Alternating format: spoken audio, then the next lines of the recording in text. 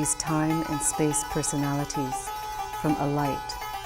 When we praise, we pour them back in. Very beautiful. So let's go back to the discussion about creation, about the miracles that we see, we read in the Bibles, in the books, in Torah, in Quran. We said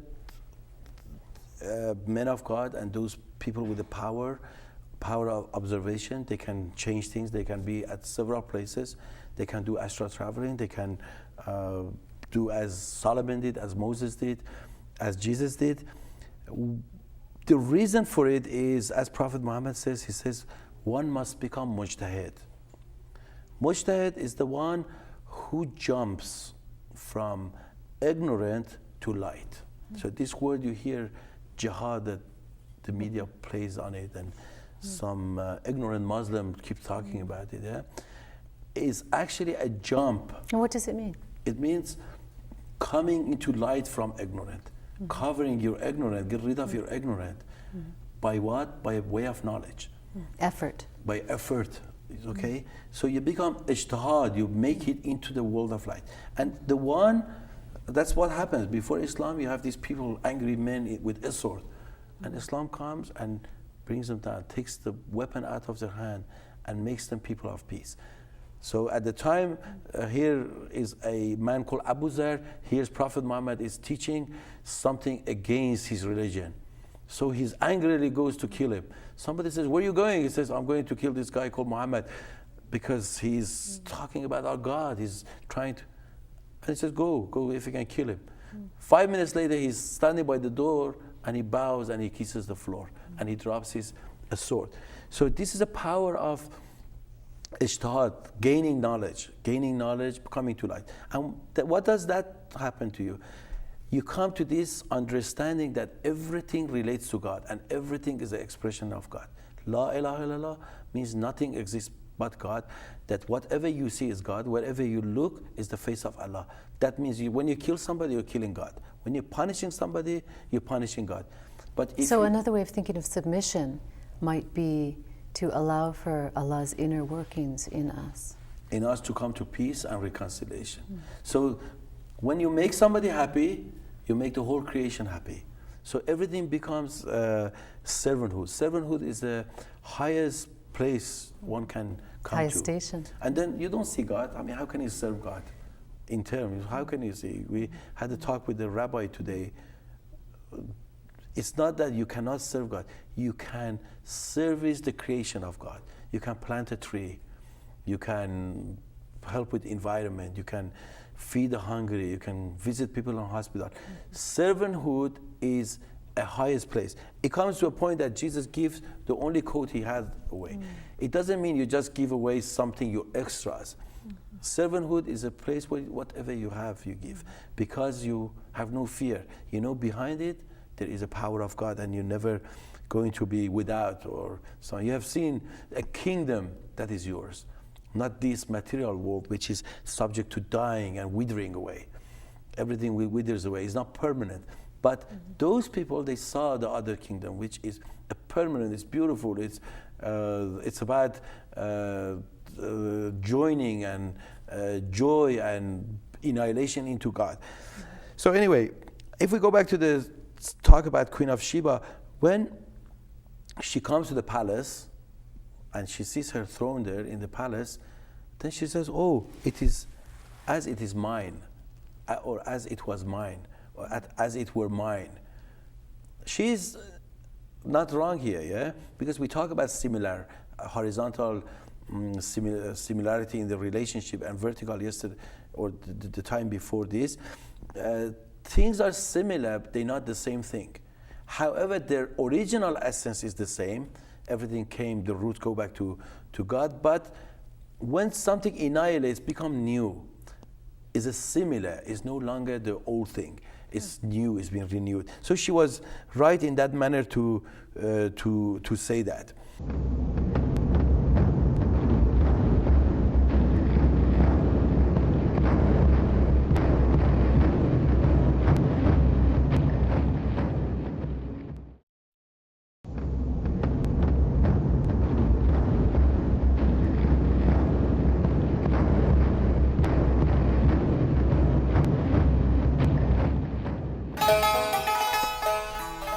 Sleep dissolves your mind, but how do the insane sleep? What do the love-crazed know of night and day differences? God lovers, mostly in another world, read another book with another eye. Try changing to a bird or a fish. Be lost on some road inside your beloved. You will not know what a matzoub feels like until you're one of them. Shams sets these new lights adrift through our hometown streets, the universe. So Shams comes and brings light and changes everything, right? Enlightens. So in that stage of annihilation, Must be a change. it comes with light, yeah, proper light. So when Queen of Sheba arrives to the palace and sees her on throne, she said, well, it was as it were mine. We talk about it. She's confirming the philosophy behind recreation. And at this point, Solomon Palace was by the water, and the palace was made of mirrors and windows. So when she went toward the throne, she got excited. She saw the throne. She's the reflection of water. She thought, oh, there is water. So she lifted her skirt. And then she realized, so she looked at Solomon and she said, I bring faith to your God. Okay? This is what we talk about. Because of her experience. Vertical similarity. It wasn't water, but it was a reflection of water. So she realized, but she did not say, oh, Solomon, I believe in you, or I bring faith to you. What she said was, I bring faith to your God. That is Rabbul Alamin, the Lord of all Lord. Because to many people, Solomon was a Lord. He had power over everything. But because she was so wise within her, she had all these faculty which was ready. So she said, I bring faith to your God. So that's why in the book of Solomon, it says, knock and shall open, ask and you shall be given. And that's why you see continuation of it in Islam. Prophet Muhammad asked, he says, it comes to him, the question comes within. Muhammad ask, Muhammad recite, Muhammad ask. It comes within. And then because he asked, he's giving. He's given all the knowledge. And he makes it to become to a state of perfect man. That by perfect man, we mean somebody who sees the world in the absolute. Because we see everything in a relative form. Everything relative. Therefore, once you see relative, then you become subject to making mistakes. And in the measuring we're talking about. Mistakes of association. Association and everything. And since we are limited, our perception is limited. Now, in this, Allahu Nur Samawat, God is the light between heaven and heavens. It means you must bring light relationship between yourself and everything else. For example, somebody who plays this beautiful sitar, there is a light relationship. That's why that piece of wood and a string allows him to make that beautiful sound out of it. If I play it, there is no light relationship. It will be a very annoying sound. Just speaking of the interrelationship of all beings. Yes, so it allows you become marfat, you find knowledge to it. And once you have a knowledge, for example, if there is a computer here, computer belongs to the one who knows how he operates it. I could own it, but I don't know how he operates. But somebody comes and starts typing and because there is a light relationship between that person and that. So God says, Muhammad, this whole thing is for you. The whole universe, everything is for you. Why? Because he had a knowledge of it. Marfat. And that's why when Rumi meets with Shams, he says, who was greater, Bayazid? Bayazid who claimed to be the man of knowledge, or Prophet Muhammad? And Rumi looked, bowed down and said, of course Muhammad, because he never stopped seeking knowledge. His thirst was never quenched. He was a man of knowledge. He wanted more knowledge until he obtained it. So a person who goes this direction, the idea is not to become Muhammad, to become yourself. Because all those faculty, all those seeds, all those knowledge, seed of knowledge is in you. And we hear that it says, be yourself. Be yourself means flourish all your own thing, as I did. And we're here to actualize. Actualize. And our we hear potentiality, all our potential. Exactly. And we hear it in terms of, in Gospel of Thomas, that's what Jesus says to Thomas. There's a point of dispute.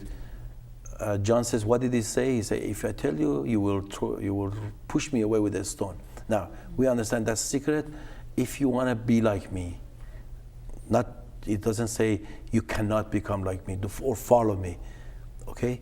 be like me, you can do the same thing. If you develop what is within you, if you turn on the light within, you can just be like me. Okay? Of course, we said nothing is like before, yeah? It's a matter of language here. Two things are made under equal law, but they're not the same. But you can gain. We can never say Rumi and Hafiz are the same. However, they bring that beautiful message. We can never say Moses and Jesus are the same, but they both come from a domain where they bring that. They're working with similar faculties. Great knowledge, yeah. So, but the whole thing is we understand these miracles, all this extraordinary stuff happens outside the time. To bring 2 points together for astral traveling. The non-temporal world. Non-temporal world. It cannot work within a temporal. To be a place, 3 places at once, to expand and reduce the world, this happened outside the time. Whatever comes to nature and everything becomes subject to that, subject of time and the law of motion, a gradual, right? But the Arif or the mystic goes behind the time, and that's why they can have interfering. That's why Jesus brings you to light. You're deaf, he makes you hear. You're dead, he brings you. At that point of annihilation and reproduction, he makes you new. You're no longer dead, you're alive. Now that could be lack of knowledge on. So the mystic then is, just to clarify, transcending the limits of the temporal world. Yes, and see the world in an absolute, hopefully. And that's, because we all are manifestation of God, and all manifestation are made in the image and light. A drop of water has some kind of identity. It's 6 identity. That's why it's looking for an ocean. Nobody knows why all the rivers are going toward ocean. There's no map. There's no any guidance. Somehow they're seeking to go to ocean. Everything evaporates, wants to join the water. It's that question of identity. Once a drop of water lands in the ocean, is annihilated in that ocean, in that water. It no longer has. Now that water can be there or here or wherever. That bubble can be here or there. The same bubble can appear in many, many places. But before of course, Islamic thinking, people like Aristotle, they always talk about gradual. Whenever they talk about motion, law of motion, they always talk about gradual growing. They always talk about something, for example, a seed that grows and you must see it. Now, the Islamic thinking later comes with Ibn Arabi and Abu Sadra. These were the people who, from Quranic point of view, they came and said, no, the changes and motion happens within the essence. Then the consequences or the accidents of it would become the growing that you may see in the temporal world. Before that, the essence changes. Now, that essence, however, is not separate from essence of God. The God's essence we talk about, it never changes. That essence is total knower, all knowers, all powerful, almighty, all compassionate in everything. Never change. But all our essence are the accident of that, which translate itself in the expressions, names and attributes. So the names and attributes are all different, but they go back. So the change happens in the essence. And that change must happen in our essence. That's what Sufism is, in order to recreate the image in us. Recreation. So if somebody is angry, hateful, they see bad images. They always see things that annoys them. Now, once you become a Sufi, you may be poor, so you recreate images which are happy and jolly. It makes you happy. It doesn't make you upset. You never want to kill anybody. You don't want to kill yourself. Depression will not affect you. It's the power of now. The power of, reduction. So anyway, I think I talked too long. Not at all. If we can talk a little bit about Rumi maybe and poetry from me. Sure. Some people work and become wealthy. Others do the same and remain poor. Marriage fills one with energy, another it drains. Don't trust ways, they change. A means flails about like a donkey's tail. Always add the gratitude clause, inshallah, if Allah wills. Then proceed. You may be leading a donkey, no, a goat. No, can you tell? We sit in a dark pit and think we're home. We pass around delicacies. You think this is preachy double talk. Those who do not breathe the God-willing phrase live in a collective blindness. Rubbing their eyes in the dark, they ask, who's there? Very nice. So everything you say, God willing. Inshallah. So I think we end of our time, and we should say goodbye, right? Thank you. Heart of Islam. Imagica Film Productions, Vancouver's newest and most exciting production company located in North Vancouver. Imagica offers a wide range of production and post-production needs, including studio space, green room, white room, lighting, cameras, sound engineering, and editing. Contact us at 604-689-4624 or visit us online at www.imagicaproductions.com.